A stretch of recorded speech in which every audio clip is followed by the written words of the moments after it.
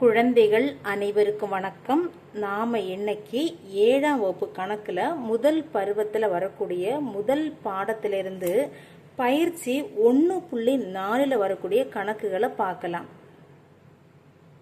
முதல் கேள்வி, கொடுக்கப்பட்ட வகுத்தல் கூற்றுகளை நிறைவு செய்க. இதுல 4 கணக்கு இருக்கு. 4 நம்ம நோட்ல செஞ்சு பார்க்கலாம். ஃபர்ஸ்ட் கொஸ்டின், -40 வகுத்தல் டேஸ் ஈக்குவல் டு 40. 40 எந்த நம்பரால் வகுத்தா அதே 40 ஆன்சராக கிடைக்கும்? எந்த ஒரு நம்பரையும் 1ஆல் வகுத்தாதான் அதே ஆன்சராக கிடைக்கும் இல்லையா? ஆனால் இங்கே பாருங்களேன், கேள்வியில் மைனஸ் இருக்கு, ஆன்சரில் ப்ளஸ் ஆயிருக்கு. அப்போ இது என்ன ஒன்று? -1. இந்த மைனஸையும் என்ன செய்யும்? கேன்சல் ஆகும். இங்கே பாருங்களேன், -40 பை -1 வகுத்தல்னா பை போட்டு பண்ணலாம் இல்லையா? மைனஸ் கேன்சல் ஆகுமா? ஸோ 40 1ஆல் வகுத்தா அதே 40 தான் ஆன்சர். சரியா? செகண்ட் ஒன், 25 வகுத்தல் டேஸ் ஈக்குவல் டு -5. 25 எந்த நம்பரால் வகுத்தா 5 கிடைக்கும்? 5ஆம் வாய்ப்பாடு எல்லாருக்கும் தெரியும், 5 25. கரெக்டா? 25 5ஆல் வகுத்தா என்ன கிடைக்கும்? 5 கிடைக்கும். இங்கே -5 இருக்கு ஆன்சரில். அப்போ இது என்ன 5ஆக இருக்கும்? -5ஆக இருக்கும். கேள்வியில் ஒரு நம்பருக்கு மைனஸ் இருந்தால் தான் ஆன்சர்லேயும் மைனஸ் இருக்கும். கொடுக்கப்பட்ட நம்பருக்கு மைனஸ் இல்லை, அப்போ இந்த நம்பர் தான் மைனஸாக இருக்கும். தேர்டு கொஸ்டின், டேஷ் வகுத்தல் -4 ஈக்குவல் டு 9. எந்த நம்பரை 4ஆல் வகுத்தா 9? இதுக்கு நம்ம 9ஆவது வாய்ப்பாடை சொல்லி பார்த்தாலே போதும். 4 முறை 9 4 36. அப்போ இங்கே என்ன வரும்? 36. 36 4ஆல் வகுக்கும் போது தான் 9. இங்கே -4 இருக்குது, இங்கே +9 இருக்குது. அப்போ இதுவும் என்னவா இருக்கும்? மைனஸ் தான் ப்ளஸ் ஆகும். ஃபோர்த்து கொஸ்டின், -62 வகுத்தல் -62. அந்த நம்பரை அதே நம்பரால் வகுத்துருக்கு. அப்போ ஆன்சர் 1. மைனஸ் ப்ளஸ் ஆயிடும். இவ்வளோதான். செகண்ட் கேள்வி, சரியா தவறா என கூறுக. செஞ்சு பார்த்து சரியா தவறான்னு பார்க்கலாம். இந்த கணக்கில் பார்த்தீங்கன்னா 30 6ஆல் வகுக்கணும். -30 -6. மைனஸும் ப்ளஸ்ஸாக இருக்கணும். அங்கேயும் மைனஸ் போட்டிருக்காங்க, அது ஒரு தவறு. 30 6ஆல் வகுத்தா 6 30, 5 தான் கிடச்சிருக்கணும். இங்கே ஆன்சர் 6 இருக்கு, அதனால இது தவறு. ரெண்டாவது கேள்வி பாருங்க, -64 அதே -64ஆல் வகுத்தா 1 தானே கிடைக்கணும். ஒரு நம்பரை அதே நம்பரால் வகுத்தா 1 இல்லையா? இங்கே 0 கொடுத்துருக்காங்க, அதனால இதுவும் தவறு. மூணாவது கேள்வி, பின் வருவனவற்றின் மதிப்பை காண்க. இதுல 4 கேள்வி இருக்கு. இதுகளுக்கு என்ன மதிப்பு கிடைக்கணும் நாம செஞ்சு பார்க்கலாம். முதல் கேள்வி, -75 வகுத்தல் 5. இந்த கணக்கை வகுத்தல் கணக்கு தெரிஞ்ச எல்லாராலையும் ஈஸியாக செய்ய முடியும். 75 5ஆல் வகுத்து பார்க்கலாமா? 7ல் ஒரு முறை 5 இருக்கு, ஓர் 5 5, மீதி 2, 7 5 போனால் 2. அந்த 5 இறக்கிட்டோன்னா 25, 5 25. ஸோ ஆன்சர் வந்து 15. என்ன 15? மைனஸ் இருக்கிறதுனால -15. இந்த கணக்கை இப்படியும் செய்யலாம். நீங்கள் பெரிய பிள்ளைங்க ஆகிட்டீங்க இல்லையா, சவுந்து வந்துட்டீங்க இல்லையா, இந்த மாதிரி செய்யலாம். எப்படின்னு பாருங்களேன், -75 பை 5. 5ஆம் வாய்ப்பாடுக்கு ஓர் 5 5, ஓர் 5 மீதியை மனசுக்குள்ளே வச்சு பக்கத்தில் போடுங்க. என்னாச்சு? அப்போ இது 25, 5 25 முடிஞ்சு போச்சு. ஆன்சர் டேரக்டாக கிடச்சிச்சா? 15 -15. ஸோ உங்களுக்கு இதில் எந்த வழி ஈஸியாக இருக்கோ செஞ்சுக்கோங்க. இது நீங்கள் சின்ன கிளாஸ்லேருந்தே படிக்கக்கூடிய மெத்தடு. இது நீங்கள் இனிமேல் உங்கள் லைஃப் ஃபுல்லாக நீங்கள் பயன்படுத்தக்கூடிய மெத்தடு. சரியா? இந்த கணக்கு பார்க்கலாமா? -100 வகுத்தல் -20. -100 வகுத்தல் -20. இந்த மெத்தடே உங்களுக்கு நான் சொல்லி கொடுக்குறேன். சரியா? இங்கேயும் 0 இங்கேயும் 0 கேன்சல் பண்ணிக்கலாம். சரியா? அதன் பிறகு பார்த்தீங்கன்னா இந்த மைனஸும் கூட கேன்சல் ஆகிடும். ஓர் 2 ஐ 2 10. அப்போ ஆன்சர் என்ன கிடச்சிச்சு? 5. தேர்டு கொஸ்டின், 45 வகுத்தல் -9. 45 9ஆல் வகுக்கிறோம். வாய்ப்பாடு சொல்லுங்களேன். 9 9 9 45. ஸோ இங்கே ஒரு மைனஸ் இருக்கு இல்லையா? ஸோ -5. கீழே இருக்க மைனஸை தூக்கி நம்ம மேலே போட்டுக்கலாம். கீழே 1 இருக்கு இல்லையா? அந்த 1 போடணுங்கிற அவசியம் கிடையாது. சரியா? 1 தவிர வேற எந்த நம்பர் வந்தாலும் போடணும். 4th question -82 வகுத்தல் 82. -82 வகுத்தல் 82. ஒரு நம்பரை அதே நம்பரில் கேன்சல் பண்ணால் 1 இல்லையா? ஒரு 82 82 ஒரு 82 82 மைனஸ் இருக்கனால -1. 4வது கேள்வி பார்க்கலாம். இரு முழுக்களின் பெருக்கற்பலன் -135. அதில் ஓர் எண் -15 எனில் மற்றொரு எண்ணை காண்க.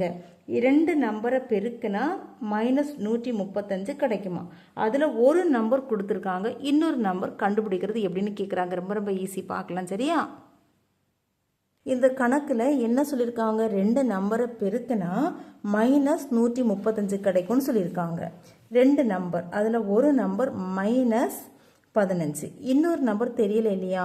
பெருக்குனா அப்படின்னு சொன்னதுனால பெருக்கல் சிம்பிள். அந்த நம்பர் தெரியாது, நான் டேஷ் போட்டுக்கிறேன். 2 நம்பரையும் பெருக்குனா ஆன்சர் என்ன கிடைக்குமா? -135 கிடைக்குமா?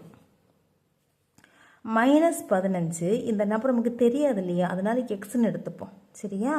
Equal to -135. இப்போ நம்ம எந்த வேல்யூ கண்டுபிடிக்க போகிறோம்? இந்த தெரியாத நம்பரை கண்டுபிடிக்க போகிறோம். இந்த 15 கூட எதை பெருக்குனா 135 கிடைக்கும்னு கண்டுபிடிக்க போகிறோம். ஸோ இந்த X is equal to -135 by இந்த 15 கீழே வந்துடும். ஏன் அப்படின்னா நடுவில் சமம் இருக்கு இல்லையா? இந்த சமக்குறியீடு இருக்கும்போது ஒரு பக்கத்தில் இருக்கக்கூடிய நம்பர் மறுபக்கத்துக்கு போகும்போது சிம்பிள் மாறும். இங்கே பெருக்கலாக இருக்கு இல்லையா? ஸோ அடுத்த பக்கம் வகுத்தலாக மாறும்.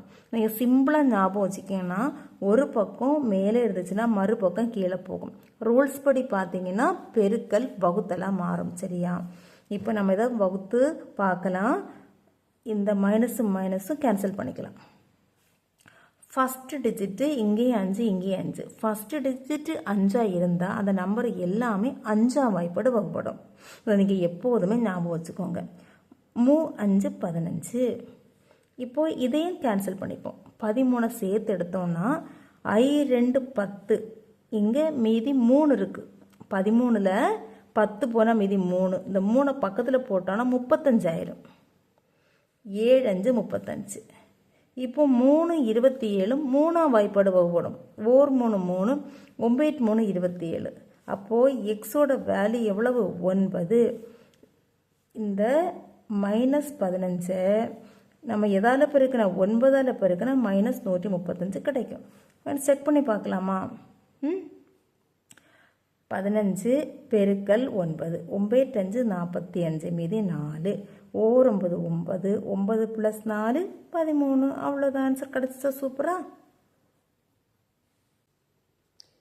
Question number 5. ஓர் இடத்தில் வெப்பம் சீராக குறைகிறது. மேலும் 8 மணி நேர இடைவெளியின் போது வெப்பம் 24 டிகிரி செல்சியஸ் குறைந்தது எனில் ஒவ்வொரு மணி நேர இடைவெளியிலும் குறைந்த வெப்பத்தின் அளவு என்ன? அதாவது ஹீட்டு படிப்படியாக குறைஞ்சிட்டே வருது. எல்லா நேரமும் ஒரே மாதிரி குறையுது.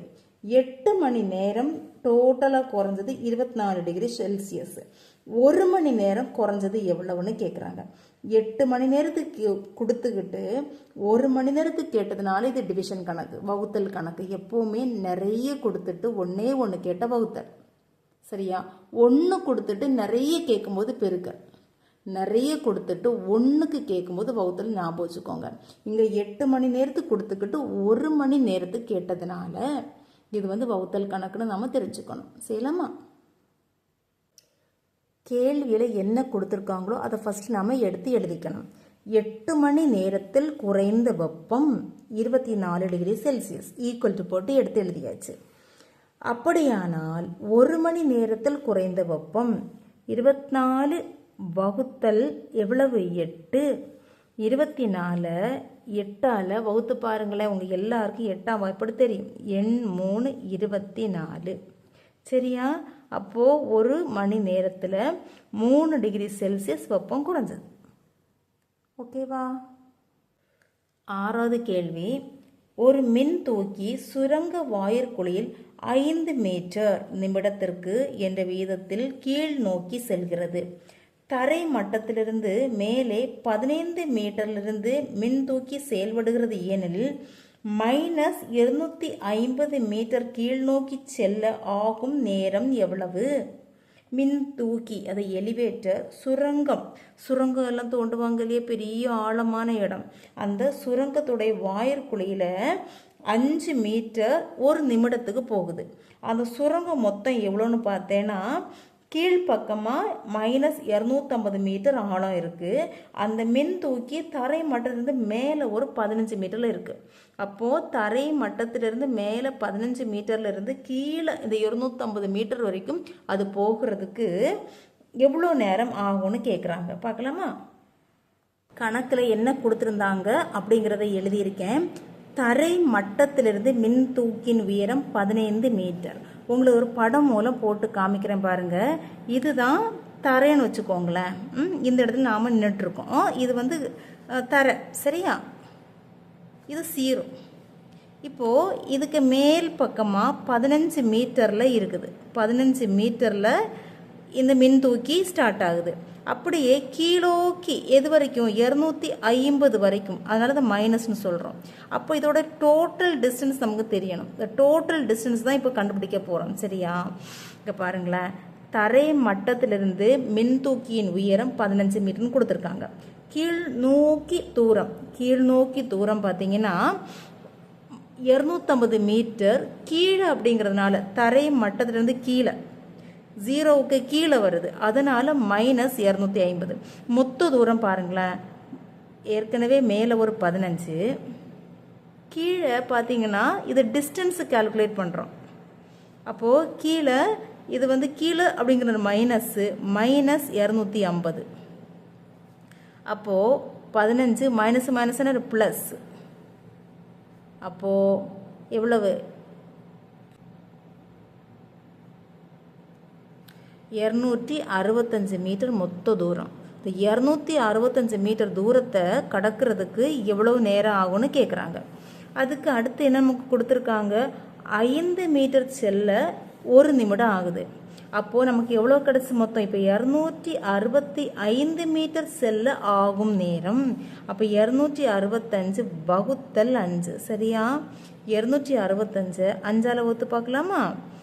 26 இருக்குது. 5 25, மீதி 1 15, 3 15. அப்போது 0. இப்போ எவ்வளோ நிமிடங்கள்? 53 நிமிடங்கள் ஆகுது. இந்த 265 மீட்டர் தூரத்தை போகிறதுக்கு இந்த எலிவேட்டருக்கு எவ்வளோ நேரம் ஆகுது? 53 நிமிடங்கள் ஆகுது. சரியாப்பா? ரொம்ப ஈஸி தான். ஒரு முறை நீங்கள் திருப்பி பார்த்தீங்கன்னா கண்டிப்பாக உங்களுக்கு புரியும். கேள்வி 7, 30 நாட்கள் நடைப்பயணத்திற்கு பிறகு நான் 4800 கலோரிகள் இழந்திருந்தேன். என் கலோரி இழப்பு சீரானது எனில் ஒரு நாளில் இழந்த கலோரியை காண்க. அதாவது 30 நாட்கள் வாக்கிங் பண்ணி அவங்க எவ்வளோ கலோரி லாஸ் பண்ணாங்க? 4800 அப்படின்னா ஒரு நாளுக்கு. 30 நாளுக்கு கொடுத்துட்டு ஒரு நாள் கேட்டாங்க இல்லையா? அப்போ இந்த டிவிஷன் கணக்கு போட்டு பார்க்கலாமா? கணக்கில் என்ன கொடுத்துருந்தாங்க? 30 நாள்களில் இழந்த கலோரிகள் ஈக்குவல் டு 4800. அப்படியானால் ஒரு நாளில் இழந்த கலோரி ஈக்குவல் டு 30 நாளுக்கு கொடுத்துக்கிட்டு ஒரு நாளுக்கு கேட்குறாங்க இல்லையா? அதனால் இந்த வகுக்கணும். 4800 வகுத்தல் 30. நீங்கள் 4800 வகுத்தல் 30 இப்படியும் போட்டு செய்யலாம். இல்லாட்டி இந்த கணக்கை இப்படியும் செய்யலாம். 4800 வகுத்தல்னா பை 30 போடலாம். ஃபஸ்ட் டிஜிட் 00 சேமாக இருக்கனால கேன்சல் பண்ணிக்கலாம். தென் 3க்கு இது வகுப்படும். ஓர் 3 3. இந்த 4 பாருங்கள், ஒரு 3 இருக்குது. ஓர் 3 3. 4ல் 3 போனால் மீதி 1 பக்கத்து நம்பர்கிட்ட போட்டால் அது 18000. 6 3 18. தென் ஒரு 0 பேலன்ஸாக இருக்குது. அப்போ என்ன கிடச்சி? 160. அப்போ ஒரு நாள் எவ்வளோ கலோரிகள் லாஸ் ஆகுது அவருக்கு? 160 கலோரிகள். ஓகேவா? அவ்வளோதான். கேள்வி 8 பார்க்கலாம். 168 பெருக்கல் 32 ஈக்குவல் டு 5376 தரப்பட்டுள்ளது. அதே நம்பர் தான் பாருங்கள். இந்த ஆன்சரை கொடுத்துருக்காங்க. மைனஸ், அது மட்டும் தான் எக்ஸ்ட்ரா, மைனஸ் 5376 வகுத்தல் இந்த 32 மைனஸ் 32 காண்க. இதுக்கு என்ன ஆன்சர் வரும்னு பார்க்கலாம். இந்த கணக்கை பாருங்கள். 168 பெருக்கல் 32 ஈக்குவல் டு 5376ன்னு கொடுத்துருக்காங்க. இப்போ இந்த ஆன்சர் 5376 இந்த நம்பரால் 32ஆல் வகுத்தா என்ன கிடைக்கும்? இந்த நம்பரால் வகுத்தா இது ஆன்சராக கிடைக்கும். 168 ஆன்சராக கிடைக்கும். இங்கேயும் மைனஸ் இங்கேயும் மைனஸ், மைனஸ் மைனஸ் கேன்சல் ஆகி ஆன்சர் ஆயிரும், ப்ளஸ் ஆயிரும். 168 தான் ஆன்சர். அதே போல் இந்த நம்பரை 168ஆல் வகுத்திருந்தா 32 ஆன்சராக கிடைக்கும். ஓகேவா?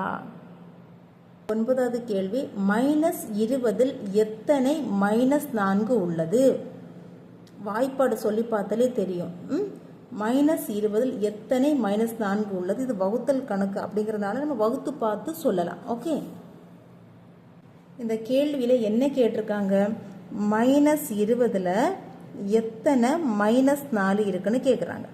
அப்போ minus 20 by minus 4, minus minus cancel ஆயிடும். Or 4 4, I 4 20. ஸோ ஆன்சர் எவ்வளவு? 5. 10வது கேள்வி. மைனஸ் 400ஐ 10 சம பகுதிகளாக பிரிக்க கிடைப்பது எது? 10 10ஆ பிரித்தா எத்தனை பார்ட்டு கிடைக்கும்னு கேட்குறாங்க.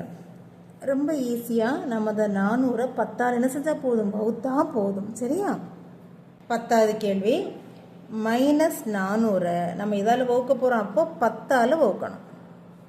மைனஸ் 400 பை 10, இந்த 0 0 கேன்சல் ஆகி மைனஸ் 40. கேள்வியில் ஒரே ஒரு மைனஸ் தான், ஆன்சர்லேயே மைனஸ்.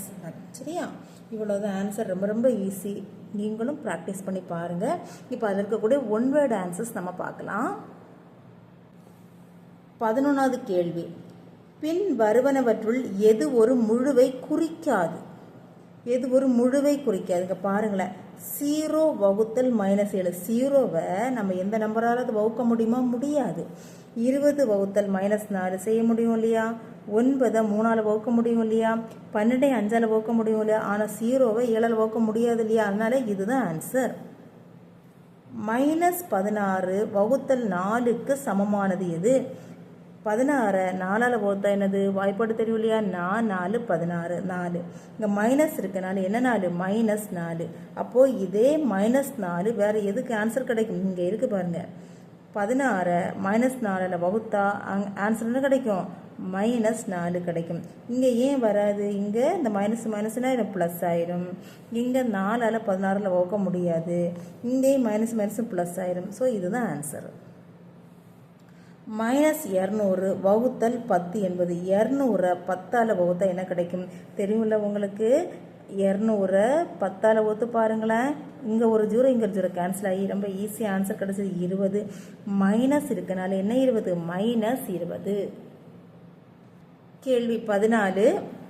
பின்வரும் எந்த செயலியில் முழுக்களின் தொகுப்பு அடைவு பண்பை பெறாது? அடைவு பண்பு கூட்டலுக்கு, கழித்தலுக்கு, பெருக்கலுக்கெல்லாம் இருக்குது. எதுக்கு மட்டும் கிடையாது? வகுத்தலுக்கு மட்டும் கிடையாது. சரியா? 2 நம்பரை எடுத்து, அதாவது 2 முழு நம்பரை எடுத்து கூட்டினோன்னா அந்த கிடைக்கக்கூடிய 2 ஆன்சரும் முழுக்களாக தான் இருக்கும். அதே போல் தான் கழித்தலுக்கும் பெருக்கலுக்கும். வகுத்தலில் எல்லா நம்பருக்கும் அது சரியாக வராது. அதனால வகுத்தலுக்கு தான் அடைவு பண்பு கிடையாது. சரி, இந்த கணக்குகளை நீங்கள் தனியாக மீண்டும் நீங்களே செஞ்சு பார்த்து ப்ராக்டிஸ் பண்ணுங்கள். அப்போ தான் அது உங்களுக்கு இன்னும் ரொம்ப அழகாக அண்டர்ஸ்டாண்ட் ஆகும். All the best. தேங்க்யூ.